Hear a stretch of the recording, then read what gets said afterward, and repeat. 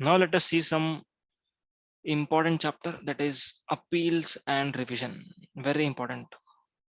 Okay, सुनो, appeals and revision का मैं पहले आपको इंट्रोडक्शन दे रहा हूं, इसके बाद अपन डिटेल में देखेंगे उसको। ठीक है, अपील्स क्या होता है? Appeals is basically done by aggrieved person. Okay, जो पर्सन एग्रीव्ड है by order pass by adjudicating authority, he will be filing appeal. Okay, appeal is a right of a person, appeal file कर सकता है। What is the hierarchy? क्या hierarchy होता है, सुनो। तो यहाँ पर सबसे पहले होता है, एकदम नीचे लिख रहा हूँ, एडजुडिकेटिंग अथॉरिटी, ये ऑर्डर पास करता है, इसके अगेंस्ट अपील हम लोग फाइल करेंगे, इसके पास नहीं करेंगे, इसके अगेंस्ट करेंगे। एडजुडिकेटिंग अथॉरिटी होगा यहाँ पर। ओके, अगर इसके ऑर्डर से हम लोग एग्रीव्ड है, so we will file appeal before appellate authority. Yes और नो? अपीलेट अथॉरिटी के पास हम लोग क्या करेंगे? अपील फाइल करेंगे। ओके, अगर अपीलेट अथॉरिटी के पास अपील फाइल करने के बाद भी हमको न्याय नहीं मिला, we are still aggrieved and our case is other than place of supply, it is other than place of supply, okay, other than POS, तो हम लोग किसके पास जाएंगे बताओ? Come on, type in the chat box, किसके पास जाएंगे? बोलो किसके पास जाएंगे? किसको नहीं मालूम? High court? ओहो, अरे बेंच, कौन सा बेंच, क्या high court?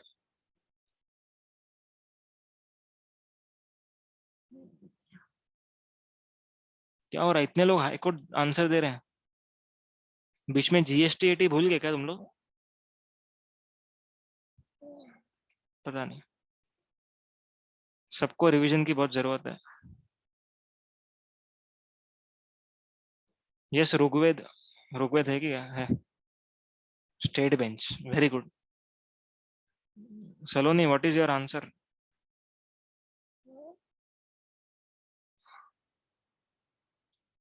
Okay, not regional bench. क्या होगा, चल नहीं रहा है। ओके, तो GST AT में दो बेंच होता है। Okay, basically national bench, regional bench, state bench, area bench. Okay, so appellate authority से जो ऑर्डर आया है, अगर उसके अंदर प्लेस ऑफ सप्लाई का इशू होगा, तो मैं नेशनल बेंच, रीजनल बेंच के पास जाऊंगा, एंड ये दोनों कॉन्स्टिट्यूट करते हैं GST AT। समझ में? ये दोनों को कलेक्टिवली कहा जाता है GST AT, GST appellate tribunal, GST appellate tribunal. समझ में? GST AT। So place of supply का इशू होगा तो नेशनल बेंच, रीजनल बेंच। अगर अदर देन POS का इशू है तो स्टेट बेंच, एरिया बेंच। अगर मैं स्टेट बेंच, एरिया बेंच के पास गया हूं, इसके ऑर्डर से भी मैं अभी भी एग्रीड हूं, तो मैं जाऊंगा हाई कोर्ट के पास। समझ में आया? एंड अगर नेशनल बेंच, रीजनल बेंच के ऑर्डर के अगेंस्ट में एग्रीड हूं, तो मैं कहाँ जाऊंगा? अब बताओ, अब तो गलत मत बताना, अब तो गलत मत बताना। अब मैं जाऊंगा directly supreme court. Come on, अब मैं डायरेक्टली सुप्रीम कोर्ट के पास जाऊंगा। समझ में आया? एंड अगर हाई कोर्ट के ऑर्डर के अगेंस्ट एग्रीड रहूंगा तो I will go to Supreme Court. मतलब सुप्रीम कोर्ट के पास बेसिकली दो केस आएंगे। कौन से दो केस? GST AT के नेशनल बेंच, रीजनल बेंच वाले, एंड हाई कोर्ट वाले। समझ में आया? One more important thing, GST AT is the final fact finding authority, it is final fact finding authority। समझ में आया? मतलब अगर आपका केस फैक्ट से रिलेटेड है, तो फिर GST AT तक ही आप लोग जा सकते हो, उसके ऊपर नहीं जा सकते। If your case involves substantial question of law, okay, substantial question of law, तो ये आप हाई कोर्ट के पास जा सकते हो, दैट इज GST AT। मतलब ये मैकेनिज्म ये फॉलो करना, डायरेक्टली नहीं जाना हाई कोर्ट के पास, जाना तो यही मोड से है, substantial question of law. Okay, और अगर हाई कोर्ट से भी एग्रीड हो एंड हाई कोर्ट ने सर्टिफाई किया कि this case is to be, is fit for appeal before Supreme Court, तो ही आप लोग जा सकते हो। तो यहाँ पर हाई कोर्ट सर्टिफाई करेगा तो ही सुप्रीम कोर्ट के पास जाएंगे अपन, नहीं तो नहीं। समझा? सो एडजुडिकेटिंग अथॉरिटी ऑर्डर पास करेगा, हम पहले फाइल करेंगे appeal before appellate authority. Appellate authority के पास अपील फाइल किया, फिर भी हम लोग एग्रीड है, तो जीएसटी एटी के पास जाएंगे। कौन से बेंच के पास जाएंगे? If place of supply issue national bench, regional bench, other than POS issue, state bench, area bench. अगर हम स्टेट बेंच एरिया बेंच में गए, स्टेट बेंच एरिया बेंच का जो ऑर्डर है उससे भी हम एग्रीड है, हम कहा जाएंगे? High court. Okay, high court के ऑर्डर से भी एग्रीड है एंड क्वेश्चन ऑफ लॉ है। Okay, and high court certify कर रहा है तो सुप्रीम कोर्ट। अगर जीएसटी एटी के नेशनल बेंच रीजनल बेंच से ऑर्डर आया है तो हम कहा जाएंगे? Directly supreme court. आया समझ में? So this is the basic appeal mechanism. अब अगर हम अपील फाइल करते हैं अपीलेट अथॉरिटी के पास, जिसके पास? अपीलेट अथॉरिटी के पास, तो कितने टाइम लिमिट में करना होगा? आंसर इज 3 मंथ्स में करना है आपको। ओके, एंड 1 मंथ का condonation of delay is possible. 3 महीने में करना है आपको एंड 1 मंथ का condonation of delay is possible. समझ में आया? अपील फाइल करने के लिए सबसे मैंडेटरी होता है प्री डिपॉजिट। ओके, क्या होता है? Pre deposit. ओके, सो प्री डिपॉजिट क्या होता है कि फ्रीवलस अपील्स जो होती है ना, जो लोग बोगस अपील्स फाइल करते हैं डिपार्टमेंट का टाइम वेस्ट करने के लिए, वो लोग रेस्ट्रिक्ट हो जाते हैं। क्यों? क्योंकि उसमें भरना पड़ता है ना पैसा। क्योंकि पैसा जब जेब से जाएगा तब तो फील होगा कि हम लोग फालतू काम ना करें। तो यहाँ पर प्री डिपॉजिट भरने के लिए कहा जाता है। कितना प्री डिपॉजिट कहा जाता है? बोलो, किसको याद है? How much is the pre deposit?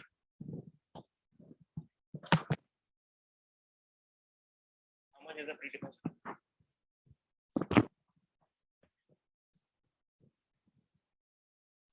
Pre deposit is 10% of what? Disputed tax or undisputed? Okay, very good. Disputed tax. 10% of disputed tax. Disputed tax. समझ में आया? सिर्फ टैक्स, नॉट इंटरेस्ट पेनल्टी। आपको इंटरेस्ट पेनल्टी का 10% पे नहीं करना है। ओके, इसके साथ साथ और क्या पे करेंगे अपन? We will be paying what? Admitted tax interest penalty. Admitted tax interest penalty. समझ में आया? जो आपने एडमिट किया वो तो पूरा पे करो, दैट इज अनडिस्प्यूटेड। जो डिस्प्यूट में है उसका 10% पे करो। This is the pre deposit for filing appeal before appellate authority.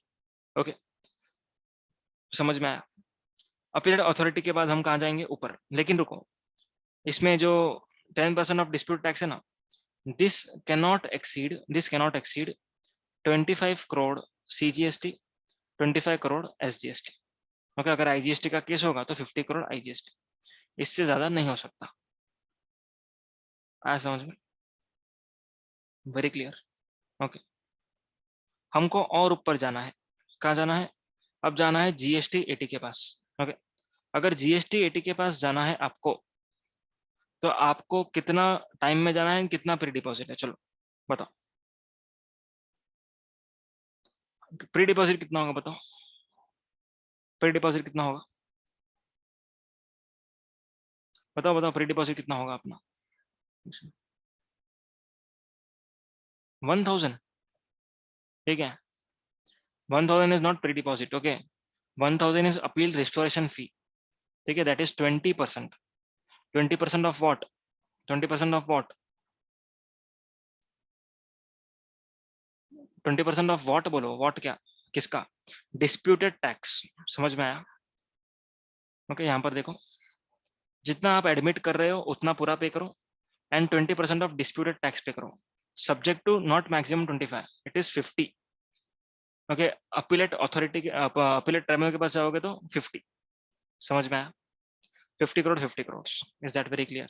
Okay, कितने टाइम में अपील फाइल करना होता है अपने को? अपने को अपील फाइल करना होता है not 6 month, it is 3 months. 6 months is for department, not for assessee. दोनों ही केस में मैं डिपार्टमेंट का बाद में लूंगा एक साथ, अभी पूरा असेसी कर रहे हैं अपन। ओके, सो असेसी को 3 महीने के अंदर अंदर क्या करना होगा? अपील फाइल करना होगा ट्राइब्यूनल में। क्लियर है? 3 मंथ्स कहाँ से? क्यों 25 बोल रहे हो आप लोग? अपीलेट अथॉरिटी में 25, ट्राइब्यूनल में अपील करने के टाइम 50-50।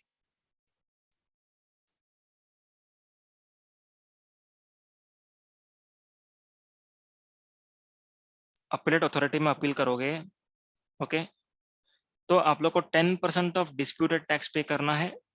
ठीक है, subjected to CGST 25 years, SGST 25।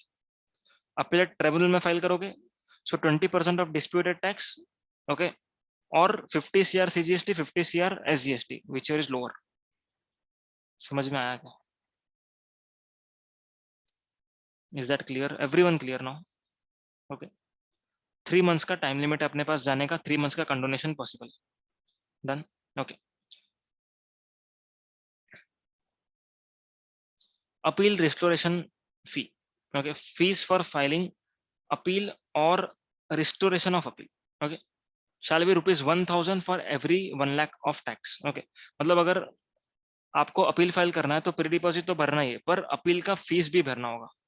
कितना भरना होगा? ₹1000 for each 1 lakh of tax dispute.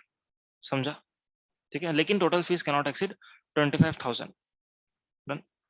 अभी जो अथॉरिटीज है, दैट इज अपीलेट अथॉरिटी और ट्राइब्यूनल, उन लोग को कितना टाइम दिया गया ऑर्डर पास करने का? Answer is 1 year advisory time limit. 1 year advisory time limit. समझ में आया? क्लियर है? जब भी आप अपील फाइल करते हो आपको स्टे मिल जाता है, that is called as deemed stay. Okay. मतलब आपने अपील फाइल किया है तो आपके अगेंस्ट रिकवरी प्रोसीडिंग्स थम जाएंगी, कोई रिकवरी नहीं होगी unless appeal is disposed and आप फिर भी पे नहीं कर रहे हो. ओके. समझ में आ रहा? अभी जो अपीलेट ट्रिब्यूनल में बेंच होता है, ओके, बेंच, वो बेंच नॉर्मली 2 लोग का होता है. ओके. और अगर आपका केस 5 लाख तक है, then that case single member can hear your case. Okay. And अगर आपका आईटीसी का या फिर टैक्स का डिस्प्यूट 50,000 तक है, then in that case appellate tribunal admit भी नहीं करेगा, आपको खड़ा भी नहीं रखेगा, क्योंकि ऑलरेडी बहुत सारे काम है इन लोग के पास. ओके. समझ में आया? सो इस तरीके से 3 एडजर्नमेंट से ज्यादा देना नहीं है. समझा? अब बात करते हैं अपन मेमोरेंडम ऑफ क्रॉस ऑब्जेक्शन की. मेमोरेंडम ऑफ क्रॉस ऑब्जेक्शन क्या होता है? जो पर्सन अपील फाइल कर रहा है उसको अपीलेंट बोलते हैं. ओके. जब ट्राइब्यूनल में अपील गई है, ओके, तो रिस्पोंडेंट को भी, जो ट्राइब्यूनल होता है वो रिस्पोंडेंट को भी नोटिस देता है कि आपके अगेंस्ट अपील आई है, आपको कुछ कहना है. जो उनको कहना होता है उसको अपन कहते हैं memorandum of cross objection. So memorandum of cross objection is nothing but appeal filed by respondent. कितने टाइम में फाइल करना है? With in 45 days of notice of filing appeal. Appeal file हुआ है ऐसा मालूम पड़ा, उसके 45 डेज के अंदर फाइल करना होगा मेमोरेंडम ऑफ क्रॉस ऑब्जेक्शन. समझ में आया? फॉर्म नंबर से याद रखने की कोई जरूरत नहीं. It's okay. Is it very clear now? सब लोग को सब कुछ समझ में आया है?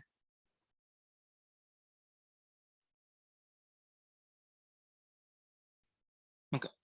भाई यहाँ पर एक बार थोड़ा सा अपन ब्रीफिंग कर लेते हैं. सब लोग को यहाँ पर पार्टिसिपेट करना होगा. Everyone, all the 10 members,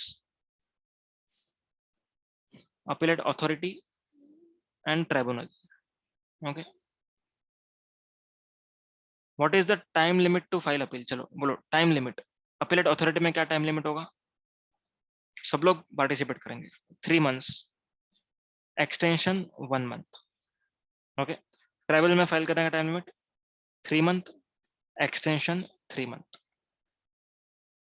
extension 3 महीना है ना इसमें? ओके. यहाँ पर 3 महीना है ना एक्सटेंशन? ओके. चलो आगे बढ़ते हैं. प्री डिपॉजिट कितना भरना होगा? Pre deposit 10% of disputed tax. Okay. और 25 CR CGST, 25 CR SGST, whichever is lower. Okay. Plus 100% of admitted tax plus interest plus penalty. समझ में आया?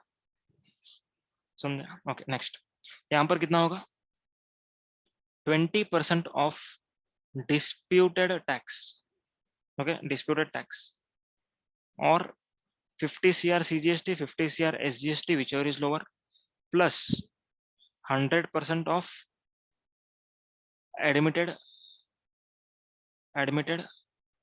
Tax, interest and penalty. Okay.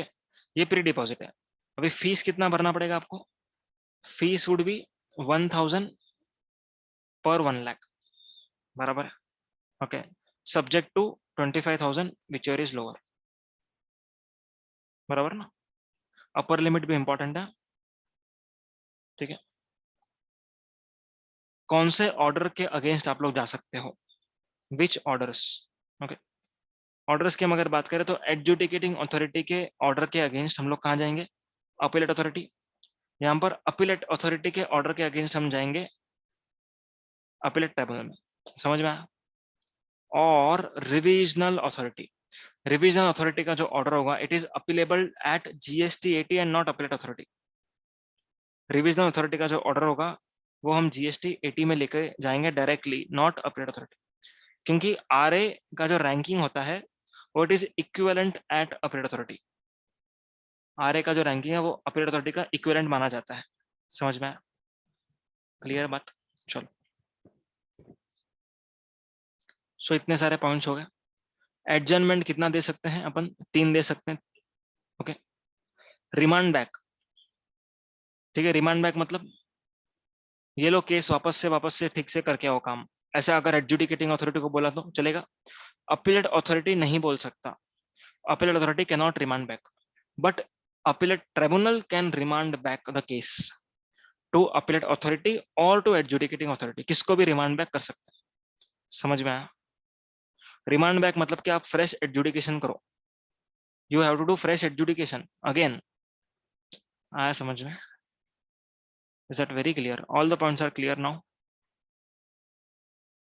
ठीक है, इतना ही पॉइंट्स है अपीलेट अथॉरिटी एंड ट्राइब्यूनल को लेकर के। अब बात करते हैं हाई कोर्ट का।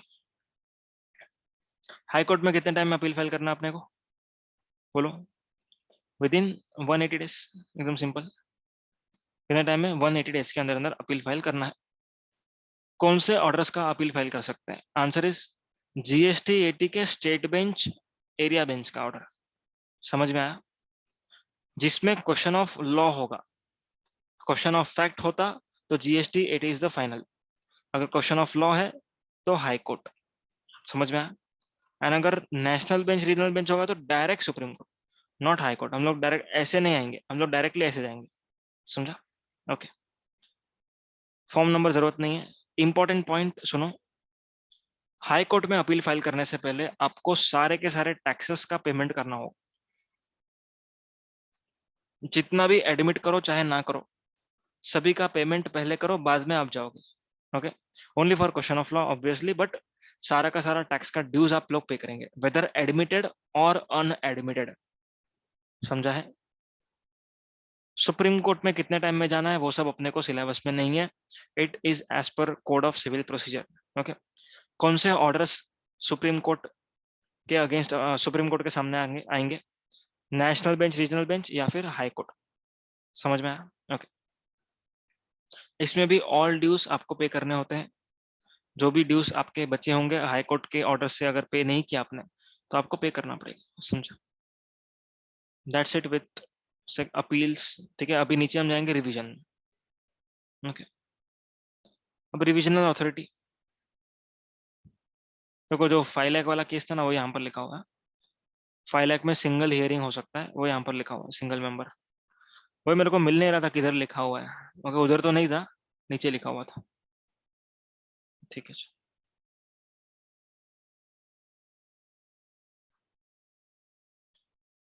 रिविजनल अथॉरिटी, रिविजनल अथॉरिटी क्या करता है, जो उसके सबऑर्डिनेट ने ऑर्डर पास किया उसको रिवाइज करता है। ओके, सीनियर है basically, okay, senior is revising order of junior, उसको अपन बोलते हैं रिविजन अथॉरिटी। अब जो सीनियर ऑर्डर पास करेगा, उस सीनियर पर्सन का जो ऑर्डर है it will be directly appealable at GST 80 and not at appellate authority, समझ में आया। okay. अब कौन से ऑर्डर्स के अगेंस्ट हम अपील फाइल सॉरी रिवीजन नहीं कर सकता वो पर्सन, वो सुनो, वेरी इंपॉर्टेंट। ओके, सबसे पहला, जो ऑर्डर्स के अगेंस्ट असेसी अपील फाइल नहीं कर सकता उस ऑर्डर्स को रिवाइज भी नहीं किया जा सकता। Okay, the orders against which assessee can not file appeal, उन ऑर्डर्स को रिवाइज भी नहीं कर सकते। ओके, कौन से केसेस में असेसी अपील कौन से केसेस में असेसी अपील फाइल नहीं कर सकता, ये 4 केसेस है। Okay, which is mention in section number 121। सबसे पहला, ट्रांसफर ऑफ प्रोसीडिंग का अगर ऑर्डर होगा उसके अगेंस्ट अपील नहीं होगा। सीजर और रिटेंशन ऑफ बुक्स का अगर ऑर्डर पास किया तो उसके अगेंस्ट अपील फाइल नहीं होगा। देन प्रोसिक्यूशन का अगर ऑर्डर है तो अपील फाइल नहीं हो सकता, या फिर इंस्टॉलमेंट को रिजेक्ट करने वाला ऑर्डर है उसके अगेंस्ट अपील फाइल नहीं हो सकता, समझ में। Is that very clear? Okay, next, जो भी ऑर्डर अपीलेट अथॉरिटी में पेंडिंग है, ओके, या फिर ट्रिब्यूनल में या फिर हाई कोर्ट सुप्रीम कोर्ट में, उस ऑर्डर को रिविजनल अथॉरिटी रिवाइज नहीं कर सकता। ओके, समझ में? मतलब ऐसा पॉइंट्स जो रेज एंड डिसाइड नहीं हुआ है वहां पर उसको ही रिवाइज कर सकता। Raised and decided, raised and decided, very important point. Okay, मान के चलो यहां पर लिख रहा हूं 17 मैटर्स के ऊपर एडजुडिकेटिंग अथॉरिटी ने अपना ऑर्डर सुनाया। Okay, 12 matters are in the favour of assessee, 5 matters are against assessee, are against assessee, assessee के फेवर में नहीं है। तो असेसी ने अपील कौन से मैटर्स के लिए क्या रहेगा बताओ? 5 के लिए कि 12 के लिए? 5 के लिए कि 12 के लिए बताओ? 5 के लिए अपील फाइल क्या रहेगा, बराबर है। तो ये 12 जो मैटर्स है, ओके, ये 12 मैटर्स, ये ना तो अपील में रेज हुए हैं ना ही डिसाइड हुए हैं। So revisional authority can revise any of this 12 matters but not this 5 matter. Why not this 5 matter? Because they are already pending with higher authority. समझ में आया? Okay, done. चलो जी आगे बढ़ते हैं। नेक्स्ट, कौन से ऑर्डर्स रिवाइज कर सकता है, कौन सा नहीं कर सकता? आंसर इज, कौन सा नहीं कर सकता? जिसमें 6 महीना अब तक खत्म नहीं हुआ है एंड 3 साल खत्म हो गए। ओके, 6 महीना खत्म नहीं होना चाहिए एंड 3 साल खत्म, बेसिकली 6 महीना खत्म हो जाना चाहिए एंड 3 साल खत्म नहीं होना चाहिए, तो ही रिवाइज हो सकता है। ओके, फॉर एग्जाम्पल आज 25 अप्रैल है, बराबर। आज ऑर्डर पास हुआ है, एडजुडिकेटिंग अथॉरिटी ने ऑर्डर पास किया। Okay, so revisional authority can not exercise it's power till 6 months. Okay, मतलब 24 अक्टूबर तक ये ऑर्डर रिवाइज नहीं हो सकता। क्यों नहीं हो सकता? क्योंकि ये टाइम लिमिट डिपार्टमेंट को अपील फाइल करने के लिए है। Okay, department can file appeal within 6 months. So ये 6 महीने में डिपार्टमेंट अपील फाइल करे। ओके,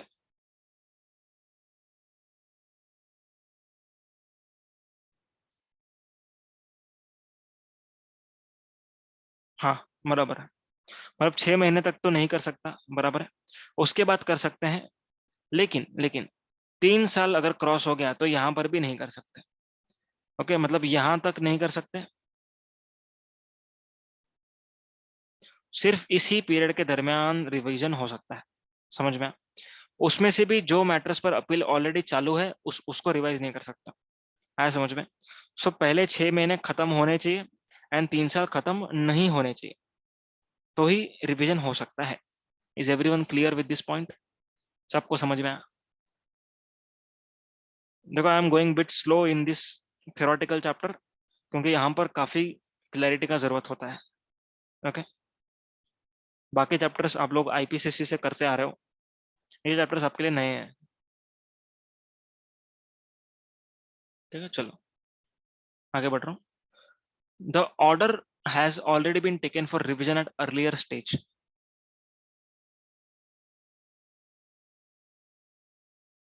समझा नहीं क्या?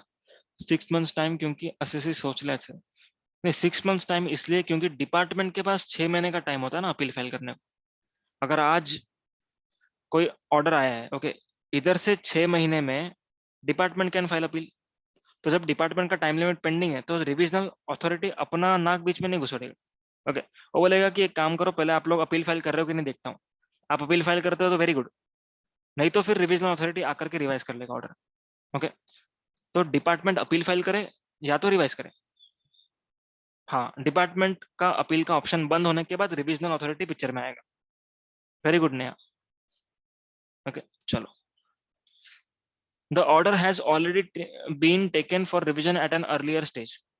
कोई एडजुडिकेटिंग अथॉरिटी का ऑर्डर ऑलरेडी आपने अर्लियर स्टेज पर रिवीजन के लिए ले लिया था। ओके, तो वापस से आप रिवाइज नहीं कर सकते। एंड एक बार आपने ऑर्डर को रिवाइज कर दिया तो रिवाइज्ड ऑर्डर को भी रिवाइज नहीं कर सकते। सो यहाँ पर इतने सारी चीजों का रिवीजन नहीं हो सकता। समझा है? आपका रिवीजन तो हो रहा है ठीक से, बराबर है? सभी का रिवीजन हो रहा है बराबर? कुछ नया कंसेप्ट भी मिल रहा होगा आप लोग को जरूर। Time limit to pass the revised order, revised order pass करने का टाइम लिमिट क्या होता है रिविजनल अथॉरिटी के पास? सुनो ध्यान से, 1 year from the date of order of in such appeal, मतलब अपील से 1 साल, दैट इज अपीलेट अथॉरिटी के ऑर्डर से 1 साल, या फिर एडजुडिकेटिंग अथॉरिटी के ऑर्डर से 3 साल, विच एवर इज लेटर। वापस एक बार, अपीलेट अथॉरिटी के ऑर्डर से 1 साल और ओरिजिनल एडजुडिकेटिंग अथॉरिटी के ऑर्डर से 3 साल, विच एवर इज लेटर तक, विच एवर इज लेटर तक revision authority can pass the revise order. Okay, and यहाँ पर ये लोग ये कहते हैं कि जो टाइम स्पैन लॉस्ट हुआ है between the decision of lower authority and higher authority, that time span should be excluded. Clear? Yes.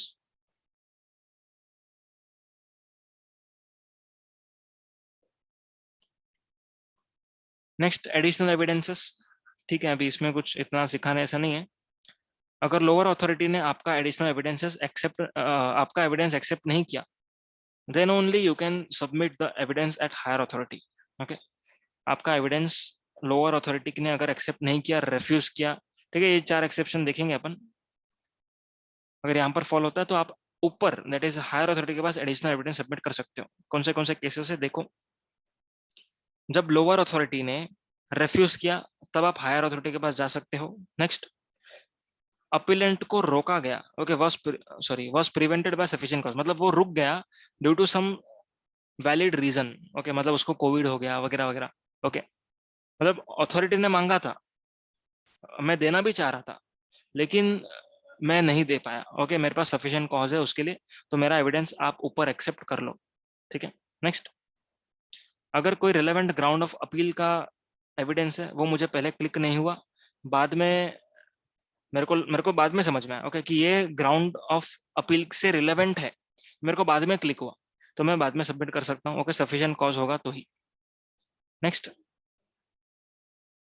Where the adjudicating authority और एज द केस में appellate authority has made order without sufficient opportunity, ठीक है, sufficient opportunity नहीं दिया, okay, and उन्होंने order pass किया, then in that case क्या हो जाएगा, एडिशनल एविडेंस मेरा एक्सेप्ट हो जाएगा। समझा? एडिशनल एविडेंस जब एक्सेप्ट होता है तब रिकॉर्डिंग, तब जो भी राइटिंग में आप रिकॉर्ड करो उसको कि हमने एक्स्ट्रा एविडेंस ये लिया है। समझा? एंड अगर एडिशनल एविडेंस मैं सबमिट करना चाह रहा हूँ तो ये सब है। अगर अपीलेट अथॉरिटी, ओके, वो अगर एडिशनल एविडेंस मंगाना चाहती है तो बिंदास मंगा सकते, ओके, उनको मंगाना है बिंदास मंगा सकते हैं, लेकिन मुझे खुद से सबमिट करना है तो मुझे इन एक्सेप्शन लिस्ट में फॉल करना पड़ेगा। आया समझ में? Okay, next is authorise representative, very irrelevant section. Okay, एकदम इररिलेवेंट है। बेसिकली ये लोग नहीं बन सकते ऑथराइज रिप्रेजेंटेटिव, बाकी सब लोग बन सकते हैं। ओके, ऑथराइज रिप्रेजेंटेटिव क्या होता है? जो डिपार्टमेंट को, मतलब डिपार्टमेंट के सामने एक असेसी को रिप्रेजेंट करता है, उसको बोलते हैं अपन ऑथराइज रिप्रेजेंटेटिव। ओके, कौन नहीं हो सकता? जो गवर्नमेंट सर्विस से निकाला गया हो, ओके, या फिर जो कोई ऑफेंस से कन्विक्ट होगा, okay, under this act or any other law. Next, who is found guilty of misconduct by prescribed authority. Okay, अगर आपको कोई अथॉरिटी ने मिसकंडक्ट करते हुए पकड़ा है, या फिर आप इंसॉल्वेंट हो। ओके, सो इंसॉल्वेंसी के दरमियान, ध्यान से सुनना, इंसॉल्वेंसी के दरमियान आप लोग ऑथराइज रिप्रेजेंटेटिव नहीं बन सकते, इंसॉल्वेंसी के बाद बन सकते हो, लेकिन फर्स्ट 3 केसेस में it is permanent disallowance, permanent disqualification. Okay, next, last point of appeals, सुनो क्या है, कौन से केसेस में, कौन से केसेस में डिपार्टमेंट अपील फाइल नहीं कर सकता? ये देखो, ये प्रैक्टिकली अब तक आया नहीं है ये केस। ओके, ये सेक्शन प्रैक्टिकली पिक्चर में नहीं है। ये सेक्शन क्या बोलता है कि अगर गवर्नमेंट ने कोई मॉनेटरी लिमिट रख दी, ओके, कि अगर केस इसके नीचे है तो ऑफिसर अपील नहीं करेगा, तो अपील ना करे, ठीक है, लेकिन अगर ऑफिसर ने अपील नहीं किया, इसका मतलब ये नहीं कि ऑफिसर ने उस पोजीशन को एक्सेप्ट कर लिया। ओके, मान के चलो डिपार्टमेंट ने लिमिट रखा है 10 लाख तक के केसेस के लिए डिपार्टमेंट अपील फाइल नहीं करेगा, मान लेगा अपनी हार, लेकिन अपील फाइल नहीं करेगा। समझा? तो एक पार्टी का केस था 7 लाख रुपए का, इंटरमीडियरी का केस था। ओके, डिपार्टमेंट ने अपील फाइल नहीं किया। ओके, अभी दूसरे पर्सन का केस है, उसका केस था 20 लाख का, सेम जुरिस्डिक्शन। अभी यहाँ पर डिपार्टमेंट ने अपील फाइल किया। सो ये जो दूसरा पार्टी है इसने बोला कि आपने इस केस में क्यों नहीं किया, फिर आपने इस केस में नहीं किया मतलब आपने आपका राइट को रेस्ट्रिक्ट कर दिया। It means you have accepted your position and now you cannot appeal for any of this intermediary cases. पर ऐसा नहीं होगा, क्यों नहीं होगा? क्योंकि यहाँ पर अपील फाइल नहीं करने का रीजन क्या था? Monetary limit. ओके, अगर मॉनिटरी लिमिट ना होता तो मैं अपील करता, तो डिपार्टमेंट अपील करता। ओके, तो यहाँ पर मॉनिटरी लिमिट की वजह से मैं रेस्ट्रिक्ट हो गया था अपील फाइल करने से, इसीलिए मैं इस केस में अपील फाइल कर सकता हूँ, भले इस केस में ना किया हो। समझा? सो वही यहाँ पर लिखा हुआ है, this section provides for non filing of appeal bye CGST officer on account of monetary limits. Okay, this provision shall not preclude CGST officer for filing appeal in any other case. ठीक है, दूसरे case में आप appeal file कर सकते हो, it will not preclude you. Next, कोई भी दूसरा पर्सन CGST ऑफिसर को ऐसा नहीं बोलेगा कि आपने पोजीशन को एक्सेप्ट कर लिया अपील फाइल नहीं करके।